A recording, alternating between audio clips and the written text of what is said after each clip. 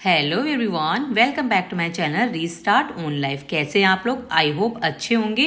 और फ्रेंड्स, ये मॉर्निंग का टाइम है और मेरी बेटी भी स्कूल के लिए रेडी हो रही है। सो बस उसके लिए जो भी नाश्ता तैयार करना था वो मैंने दे दिया था और लंच पैक कर दिया था।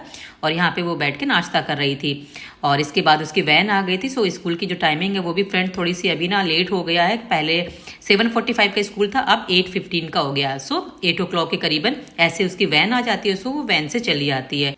और बेटी की स्कूल जाने के बाद फ्रेंड्स जो भी घर के काम होते हैं वो भी मुझे जल्दी जल्दी निपटाने होते हैं, क्योंकि मैं स्टडी करती हूँ। सो उसके लिए भी टाइम जो है वो फ्रेंड बहुत ही ज़्यादा बचा बचा के चलना होता है, तभी जो टाइम है वो निकल पाता है।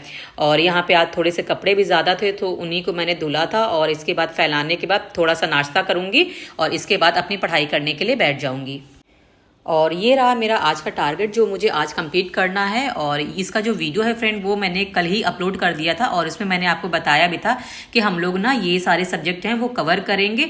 सो एक बार मैं उसको दिखा देती हूँ कि ये जो साइंस है, यूपीजी के और हिंदी है, इनमें जो टॉपिक आपको दिख रहे हैं ये आज मुझे कवर करने हैं। सो बस आप लोगों ने भी कवर किए होंगे क्योंकि कल ही मैंने वो वीडियो अपलोड कर दिया था और आज मुझे वो कंप्लीट करने हैं। सो उसी की पढ़ाई आज मैं करूँगी। और फ्रेंड जैसा कि मैंने आपको बताया है कि हम लोग ना एक दिन में कम से कम 3 सब्जेक्ट तो पढ़ेंगे ही पढ़ेंगे। और फ्रेंड ये ना सब्जेक्ट आप लोग अपने अकॉर्डिंग कम या ज़्यादा भी कर सकते हैं, क्योंकि मैं तो अपनी स्ट्रेटजी शेयर करती हूँ कि जिसमें मैं 3 सब्जेक्ट पढ़ती हूँ और फ्रेंड इसको ना पढ़ते पढ़ते ही सुबह से लेकर शाम हो जाते, क्योंकि जो टारगेट्स आपको दिख रहे हैं ना ये जस्ट टारगेट होते हैं, लेकिन ऐसा नहीं है कि इसके अंदर डिटेलिंग नहीं होती। सारा कुछ पता होता है, आपको ही पता है। जब पढ़ने के लिए बैठते हैं ना तो टाइम हर चीज़ के लिए लगता है। सो इसीलिए मैंने ना 3 सब्जेक्ट का ही टारगेट बनाया हुआ है। और एक मेरे व्यूअर हैं, उन्होंने मुझे कमेंट किया था कि दी इसमें ना आप करंट अफेयर भी इंक्लूड कर लीजिए। सो करंट अफेयर के लिए भी देखिए मैंने ना डेट डिसाइड कर रखे हैं कि हमको ना सैटरडे और संडे इन्हीं 2 दिन में करंट अफेयर पढ़ेंगे और साथ में एक जो और सब्जेक्ट है लाइक रीजनिंग वो हम कर लेंगे। क्योंकि फ्रेंड ना जैसे कि आपको ही पता है 7 दिन में ना हम सारे सब्जेक्ट तो एक साथ नहीं पढ़ सकते हैं। सो जीएस के पोर्शन के लिए मैंने अभी ना 3-3 सब्जेक्ट का टारगेट बनाया हुआ है कि 3 सब्जेक्ट हम लोग ना पढ़ सकते हैं और हिंदी उसमें साथ में इंक्लूडेड हो जाएगा। तो ऐसे करके ना हम 5 डेज ये वाले सब्जेक्ट पढ़ लेंगे और 2 दिन जो है वो हम लोग रीजनिंग और साथ में ये रहेगा हमारा करंट अफेयर। इन 2 के लिए मैक्सिमम जो टाइम है वो हम सैटरडे संडे 2 दिन ना बहुत अच्छे से पढ़ लेंगे। 2 से 3 टॉपिक भी एक दिन में कवर हो जाएंगे ना, तो नेक्स्ट डे भी ऐसे 2 से 3 टॉपिक कवर कर लेंगे।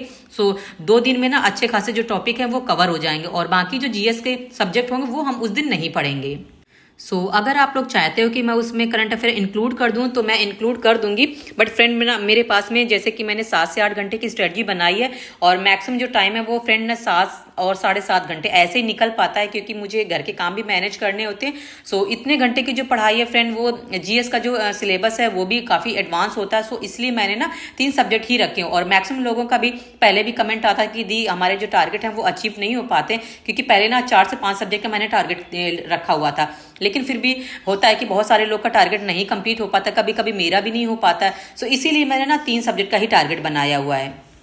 और कोई बात नहीं, हम लोग सैटरडे संडे में ना करंट अफेयर पढ़ लेंगे और साथ में रीजनिंग वाला पोर्शन वो कवर कर लेंगे, तो अच्छे से कवर हो जाएगा। और यहाँ पे मैं साइंस ही कंटिन्यू कर रही हूँ क्योंकि मेरा फर्स्ट स्टडी स्लॉट साइंस ही था। और साइंस में मैंने आपको बताया था कि बायो में जो जो चैप्टर हम लोग को पढ़ने सबसे पहले जो शाखाएं थी जीव विज्ञान की वो लर्न करनी थी हम लोग को 2020 करके, और इसके बाद में जैव विकास वाला चैप्टर था वो भी कंप्लीट करना था। उसी को मैं कंटिन्यू कर रही थी। और फ्रेंड्स जैसा कि आपको भी पता है कि अभी आरओ की डेट डिक्लेयर नहीं हुई है, पीसीएस की सिर्फ डेट आई हुई है और उसमें भी कंफ्यूजन ही बना हुआ है, क्योंकि अभी भी लोग बहुत ज़्यादा कंफ्यूज कर रहे हैं कि वो भी डेट फाइनलाइज है या नहीं है।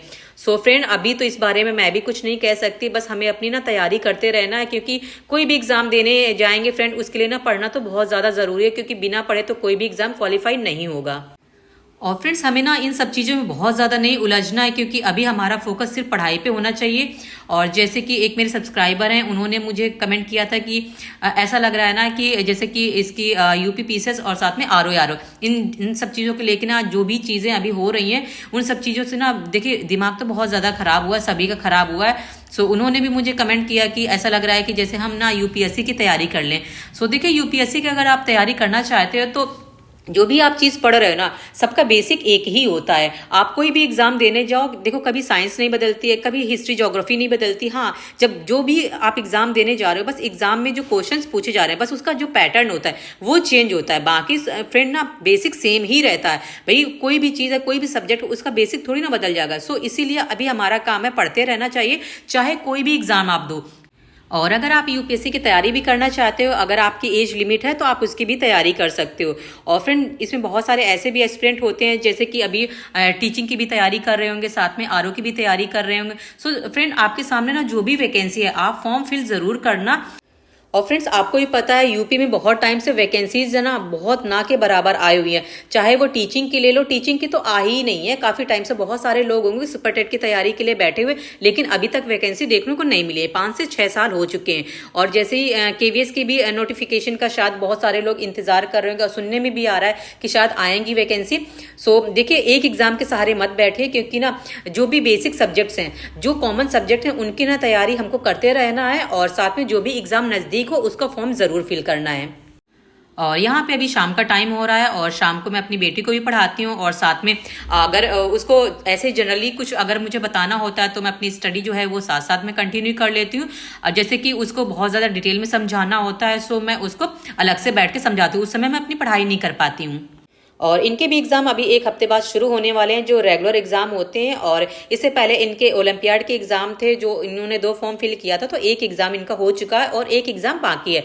सो आपको ही पता है जिनके बच्चे होंगे, ओलंपियाड का इंटरनेशनल लेवल पे एग्जाम होता है, और जैसे बच्चों की रैंक आती है उसी के अकॉर्डिंग इनका प्राइस भी होता है। सो बहुत सारी चीजें होती हैं फ्रेंड, हम लोग की बहुत चीजें मैनेज करनी होती है। इसीलिए कुछ लोग जैसे बोल रहे थे कि जब प्रोटेस्ट हो रहा था कि दी आप क्यों नहीं जा रहे हो, आपको जाना चाहिए, बल्कि ये वो लोग थे ना जो मुझे जानते नहीं है, जिनको अभी पता नहीं है।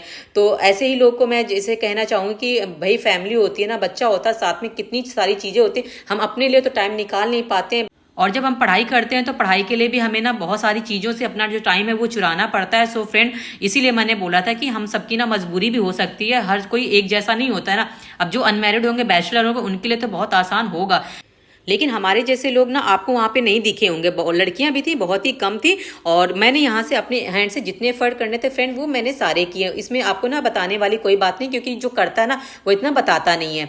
सो यही सब चीज़ें हैं फ्रेंड, जो आप लोग भी कभी कभी ऐसे कमेंट कर देते हो ना, जो सोचने पर मजबूर हो जाते हैं। लेकिन जो लोग मेरे रेगुलर सब्सक्राइबर हैं वो मुझे जानते हैं किस तरह से मैं अपनी पढ़ाई करती हूँ और किस तरह से मैं आपके साथ अपडेट रहती हूँ।